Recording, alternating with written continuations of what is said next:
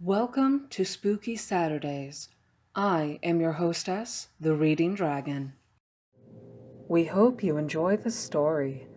If you like this telling, please hit the like button and subscribe to receive more content. When you subscribe, be sure to hit the notification bell so that you can be notified as to when I have a new story to tell. Tonight, we have a tale from the website Creepypasta. We hope you're comfortable and ready for a chill. Never use a voice recorder while you sleep. Written by Christopher Maxim. I am a chronic sleep talker.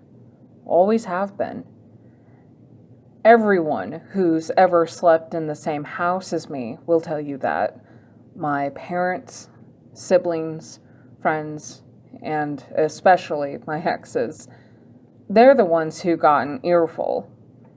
It was something we'd laugh about in the morning because most of what I'd say would be incoherent or nonsensical. Some of my famous lines included, "There's too many helicopters in the pool," and "My balloon's on the wrong foot." It never bothered anyone around me. My friends and family pretty much just got a kick out of it.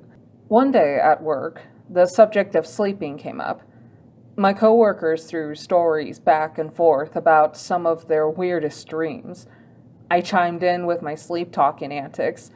Everyone laughed as I rattled off some of the crazier shit I've said while zonked. One of my coworkers, Bill, really busted a gut.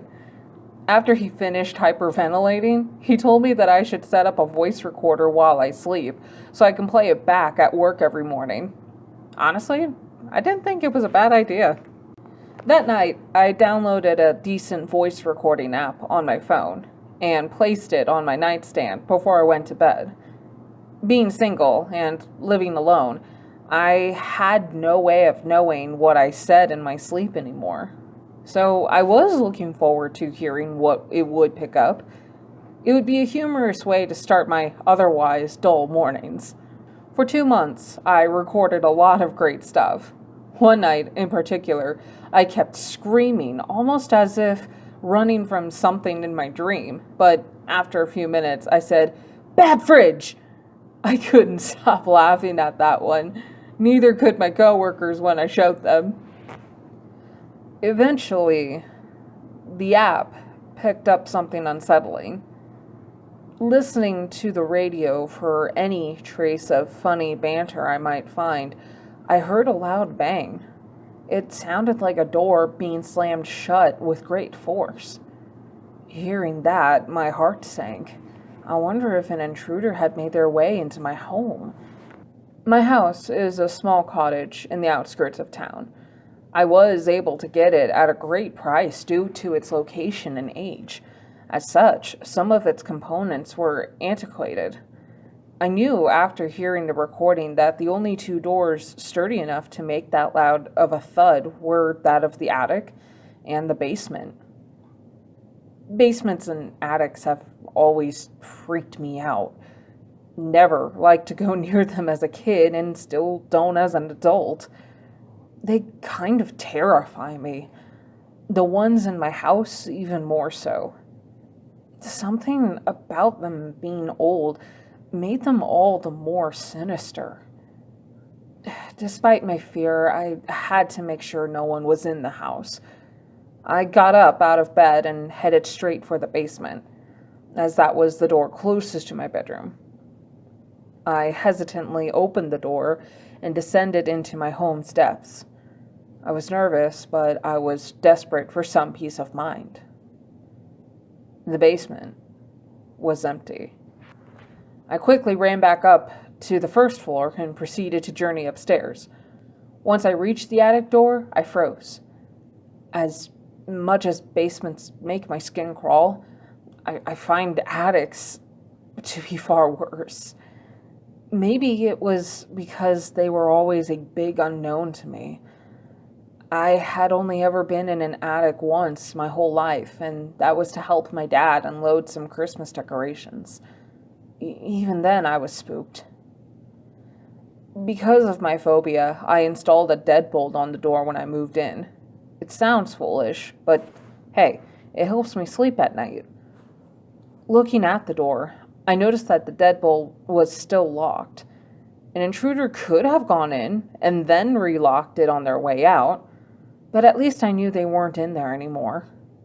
This was my excuse not to go inside. I went back upstairs and put the noise out of my mind.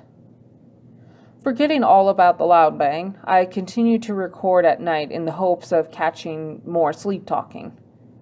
I did, but it wasn't of the hilarious, absurd variety. The night after I recorded the noise, the only thing I said the whole night was, "Where are you?" I didn't pay it any mind, as I've said similar things in my sleep before. It wasn't until I heard the following night's recording that I became alarmed. I said the same thing. "Where are you?" Only this time it was followed by a strange static sound.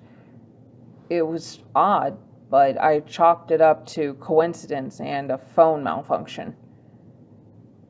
I quickly discovered that neither of these things were to blame. Every night after, I got almost the same exact thing. I would ask, "Where are you?" and then I'd get some sort of static interference. I couldn't explain it, and it left me rather frazzled. I showed my coworkers, but they weren't able to offer me any insight. I thought about not recording anymore, but not knowing would make me more uneasy. I wanted to get to the bottom of what was going on. And then, one night, I caught something different. Listening to the audio intently, I heard two distinct things. During a 2-minute stretch in the recording, there were footsteps in the background, almost as if someone was pacing. It was very faint, but it was most certainly there. The second thing I heard was me asking the same question. "Where are you?" Only this time, I received a response. It was a low whisper, but I could make out what it said. "I'm upstairs." Deeply unnerved by my findings, I set up the app again the next night. I also took the liberty of setting up 2 digital cameras, one in my room and one facing the attic door. After adjusting the light settings on each, I left confident in my approach. I didn't have time to deal with this bullshit, so I wanted nothing more than to get it sorted out, somehow. Unfortunately for me, it just wasn't that simple. I slept through the night like normal, but I did have a weird dream. In my dream, I was at home. I was sitting on my couch watching TV when I heard a scratching sound coming from upstairs. Naturally, I assumed it was mice. But as I sat there, the noise grew louder and louder. It eventually morphed into a horrendous knocking sound. That's when I got up to investigate. I made my way up to the attic door, and the noises ceased. I stood there for a moment, expecting it to start up again, but it didn't. Complete silence for what felt like a few minutes. Then, without warning, a loud clicking sound broke the tension. The deadbolt had unlocked itself, and that's when I woke up to the sound of my alarm going off. I immediately got up and gathered the cameras, as well as my phone. I was eager to see if they'd captured anything. They did, but it only left me with more questions. Halfway through the audio on both my phone and the camera in my room, I heard, once again, Where are you?" There was no response and no static, but there was a loud bang, just like the one I'd caught before, only more distinct. It was most certainly a door being slammed shut. I quickly grabbed the second camera and began looking through the footage. The attic door never opened. Instead, I heard the bang in the background, ever so faintly. Given the volume of each of the clips, it seemed as though it might have been the basement door. After skimming through the rest of the footage and finding nothing else out of the ordinary, I decided to check the basement again. With a mixture of nerves and adrenaline, I ran over to the basement door and swung it open. I hurried downstairs and turned the light on. I was fed up and a little annoyed, thinking someone was somehow having a laugh at my expense. However, when the room lit up, I was greeted with the familiar sight of an unfurnished basement. It was completely empty. No intruder and no answers. Frustrated, I went off to work and tried to keep my mind off of my odd dilemma. That proved to be a difficult task. I kept playing out different scenarios in my head during the workday, but nothing made sense. The only logical, though somewhat illogical, explanation that I could come up with was that I was being harassed by a spirit. I didn't want to give in to that notion, but I was running out of ideas. I tried to talk with my coworkers again, in the hopes that they would tell me it was nothing to worry about. Instead, I received the opposite. One of my coworkers told me to call the cops and have them look through the house for signs of a break-in. Another told me I should stay at a friend's house. Bill told me to abandon the house and run for the hills. He was only joking, but it didn't make me feel any better about the matter. Things took a turn for the bizarre when I arrived home that day. Opening the front door to the cottage, I stepped in and set my jacket down on the couch. I then plopped down in an attempt to unwind. Immediately after sitting, I heard the bang again. It was clear as day. It was the same sound from the audio and footage, but this time I was hearing it in person. I jumped up and looked straight ahead at the basement door. You could see it from the couch. It had been in my line of sight the entire time, though I hadn't been looking directly at it. I was fairly certain it hadn't moved. Still, the bang definitely came from that direction. Spooked but curious, I decided to check it out. I walked over cautiously and examined the door. There was no indication that it had been slammed shut. The wood around the door was pristine, and the floor below had not been scraped. I opened it and trotted down the old, creaky stairs to investigate the basement for a third time. After reaching the bottom, I turned the light on. I expected to see nothing, just as I had before. While scanning the room left to right, nothing is mostly what I saw. After doing a double take, however, I realized that something was amiss. Off in the center of the wall was a door. This sent a chill up my spine. My basement had no doors. That I was sure of. I knew this before purchasing the place almost a year ago, when I first took the grand tour. I also didn't see the door when I went down there that morning or the other day.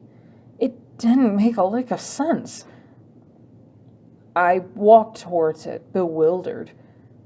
I wasn't sure of the door's origins, but I knew that it had to be the cause of the sounds I'd been hearing. There was no other explanation. As I approached the impossibility before me, I realized something that made my skin crawl. I recognized the wood, the design, and the deadbolt. It was the attic door.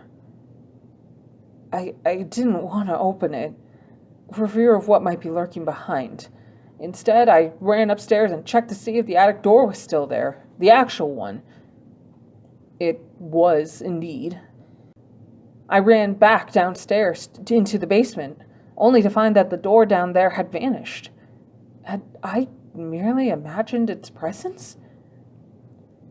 Thinking I had gone completely mad, I went back upstairs and sat down on the couch.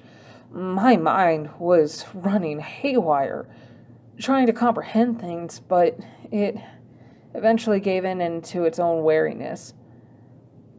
I ended up taking a short nap, and that's when I had another weird dream. This dream was similar to the one I had before. I was sitting on the couch watching TV when I heard a scratching noise. The only difference was it was coming from the basement rather than the attic. It too progressed and turned into a voracious knocking that I couldn't ignore. As such, I got up from the couch and went upstairs and put a stop to it. In my dream, the basement was empty. No mysterious door in sight. That and the knocking and scratching ceased upon my entrance. At my wits' end, I went back upstairs. The sound then returned with a vengeance, only this time it was coming from the attic again. I ran up there as fast as I could, but the noise stopped. I waited. Following the narrative of my previous dream, the deadbolt clicked, signaling that the door had unlocked itself. Unlike my previous dream, however, the door opened up a bit, and a hand reached out from within. That's when I woke up. I wrote the first dream off as the byproduct of an overstressed mind, but to have it reoccur, that wasn't ordinary, at least not for me. Between the door in my basement and my strange nightmares, I was a mess. Both perplexed and frightened, I called my friend John. John is an eccentric fellow. He's the kind of guy who believes in UFOs, ghosts, conspiracy theories, the occult, and other things of that nature. Not only does he believe in them, but he studies them. He knows more about Roswell than I do about myself. Being a skeptic, I always thought the massive amount of information he retained was borderline useless. I changed my mind about that after seeing my attic door pop up in my basement. If anyone could help, or at least steer me in the right direction, it was him. I spoke with John for a couple of hours. He was ecstatic after hearing about my experience. He began rattling off all of the different things he thought it might indicate. Some of his theories included a wormhole, a gateway to the other side, and even a glitch. One of the many theories that he subscribes to is that the world we live in is a simulation. He told me that he couldn't be completely certain about what it was without seeing it for himself. Unfortunately, he lives too far away to just stop by and visit. Instead of leaving me empty-handed, John gave me some advice on what to do next. After telling him about the voice I captured and the dreams I'd been having, he started leaning towards the ghost idea. He thought it might be trying to communicate with me. Because of this, he told me I should set up the voice recorder in the basement and ask the spirit some questions. I could play back the recording after and listen for the voice. John said that I should do it in the attic as well. Though wary of his methods, I told him I'd try it out. After all, I couldn't just sit around and expect the situation to resolve itself. I didn't like the idea of going up into the attic by myself. But I needed to do something. After getting the phone, I immediately put his plan into action. The basement would have to be first, as I was still apprehensive about going upstairs. I set up the app and put my phone on the basement floor. I proceeded to ask questions, leaving enough space in between for someone or something to answer. I asked for normal things like its name, its age, and what it wanted. After roughly 5 minutes of interrogation, I stopped the recording and played it back. I must have listened to my own voice a million times, hoping for anything audible to prevent itself. To my dismay, I caught nothing of the sort. It seemed as though the attic would indeed have to be my next venture. I reluctantly climbed the stairs up to the attic door. I looked at it for a few moments, took a deep breath, and unlocked the deadbolt. I opened the door and braced myself. There was nothing there, save for the previous owner's belongings. When I first purchased the house, I had to do a little bit of renovating, so to speak. The owner before me had no cable, electricity, or proper plumbing. On top of that, they'd left all of their stuff behind. I had most of it removed, but left everything that was in the attic. I had no need for the space, and I didn't want to put any more money into emptying the house than I had to. I perused through the attic's wares for a bit, curious as to what it was that I technically owned. Some of the interesting items that stood out to me were an old postcard from Paris, a strange-looking dog collar, and a book on witchcraft. The fear set in while going through the contents of my new collection.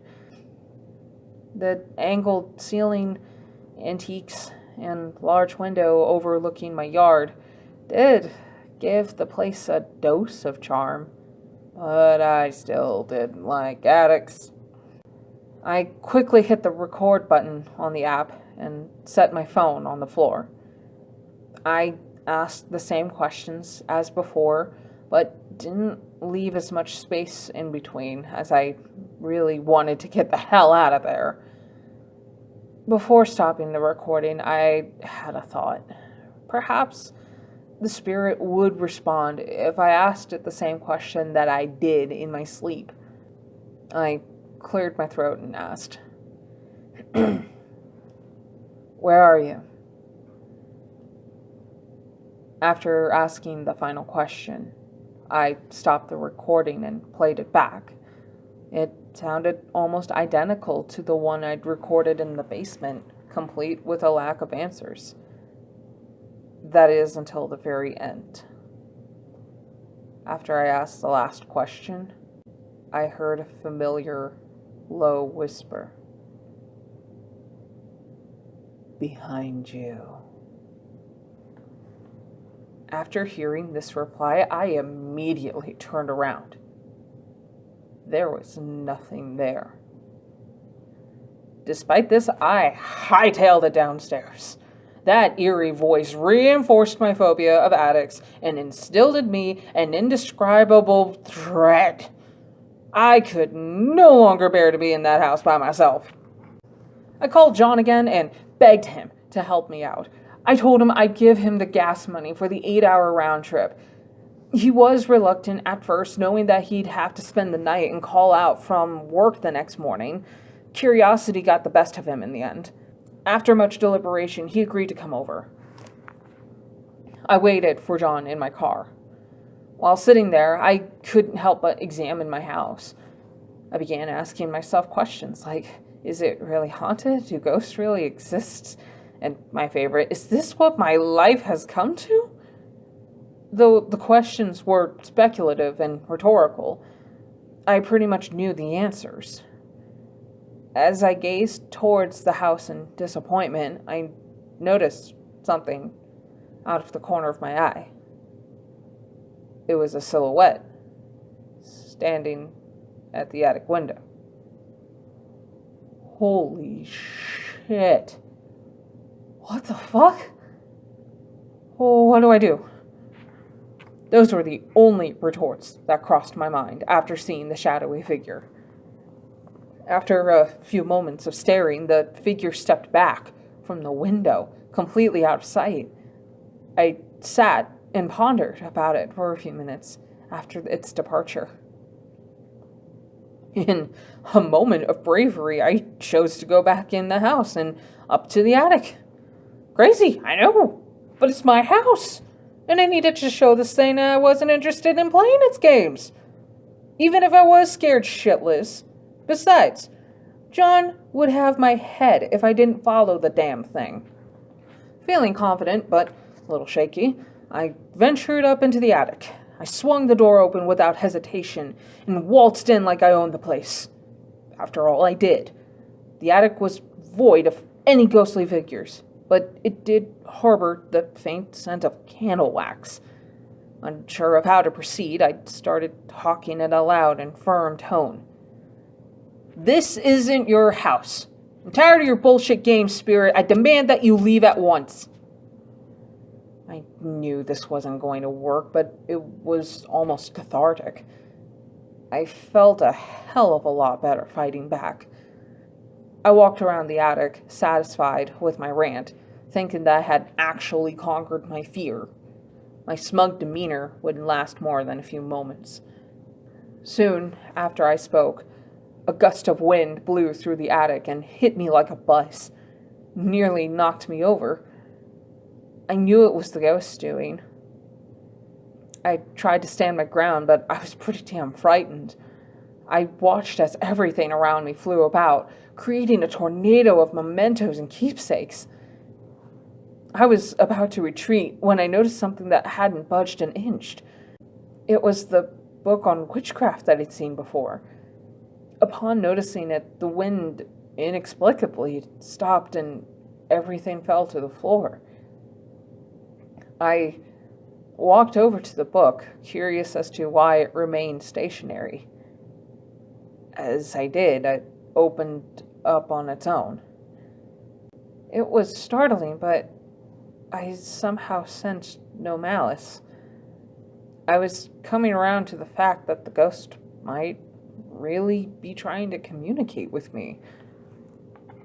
The page the book landed on was a spell. The whole thing was in Latin, but from what I could make out, it had something to do with growing plants. Confused, I reached out to the ghost for help. What do you want me to do? After asking the question, the attic door slammed shut. I thought for a moment and gathered that it wanted me to recite the spell in the attic. I was still confused, but somehow calm. It felt as though I was helping the spirit in some way. Before I could read from the book, my phone went off. It was a text from John. So sorry. I can't make it out there. My boss won't give me the day off tomorrow, and I'm not sure my car will make it there and back. It desperately needs new tires, and I won't be able to buy those until Friday. Give me a call back then, and I'll see what I can do. Good luck. Fuck. Even though I wasn't freaking out anymore, it was nice knowing that someone was on their way to my house, just in case things went sour. I didn't like it, but I was on my own. I accepted this and turned my attention back to the book. It was time to deliver the spell. I cleared my throat and began reciting the text in the book. I took Latin in college, and although I didn't retain all the information, I knew enough to make the proper pronunciations. Even still, I stumbled over my words during certain parts. Because of this, I had to restart a couple times. I wanted to get it right, especially if it was truly what the ghost wanted. After finishing the spell flawlessly, for the most part, the attic door opened.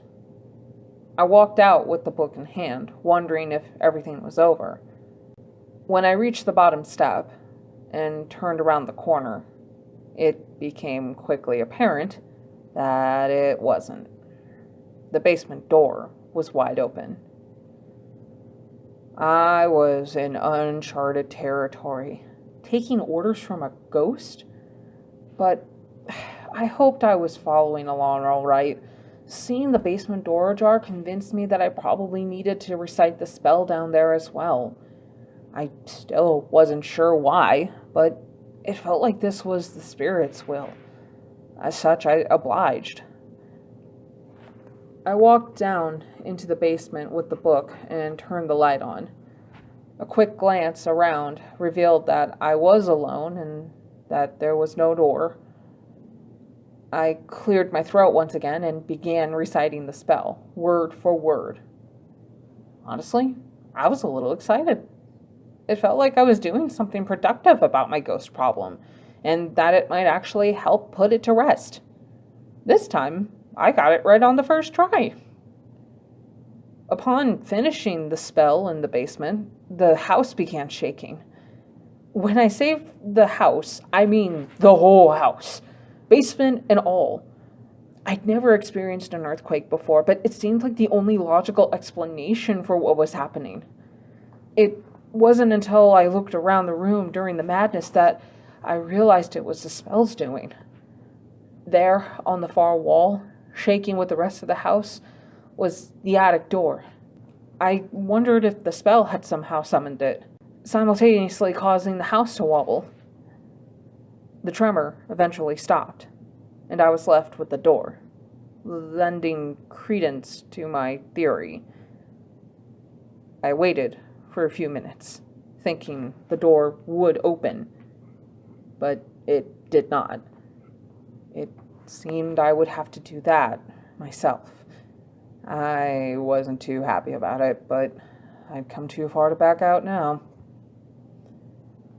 I gathered my wits and walked over to the door. I proceeded to swing it open without fear, just as I had downstairs. Behind the door was a surprise. It was the attic upstairs. Everything was the same, only there was a man standing at the window. Hearing me open the door, he turned around. His eyes widened when he saw me. He ran so fast in my direction that I didn't even have enough time to make more than a single step back. He rushed through the doorway and into the basement. He turned back around and slammed the attic door shut, making sure to lock the deadbolt. He turned to me, grabbed my shoulders, and looked me dead in the eye. I was baffled and scared for my life. Thank you so much. After expressing his thanks, the man let go of me and ran upstairs, but not before turning back around and offering me some advice.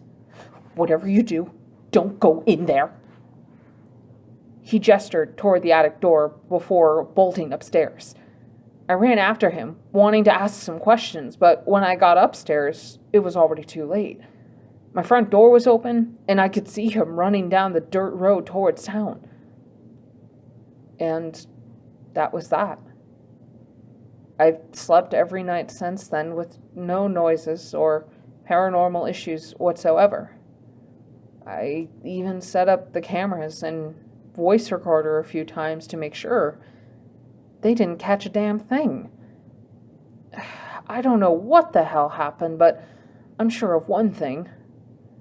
The man that came out from behind the attic door was no ghost. It was a living, breathing person. If you would like to find out more about the man in the attic on your own, or find out more about the author Christopher Maxim, links are in the description.